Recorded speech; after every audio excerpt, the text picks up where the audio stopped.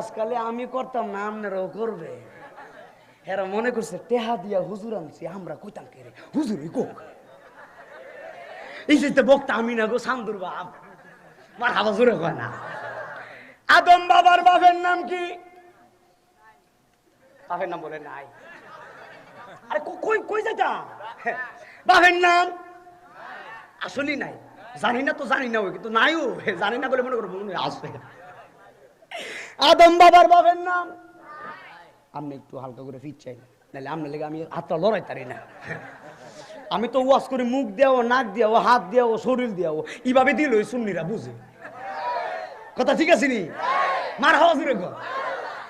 আদম বাবার বাপের নাম কি? মা হাওয়ার বাপের নাম কি?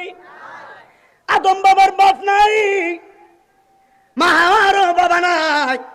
এর মানে বোঝা গেল আমার আল্লাহ বাবা মা ছাড়াও সন্তান বানাইতে পারে। ঈসা নবীর মায়ের নাম কি? ঠিক আছে পাগলা, মরিয়ম আলাইহিস সালাম। ঈসা নবীর মায়ের নাম, বাপের নাম কি?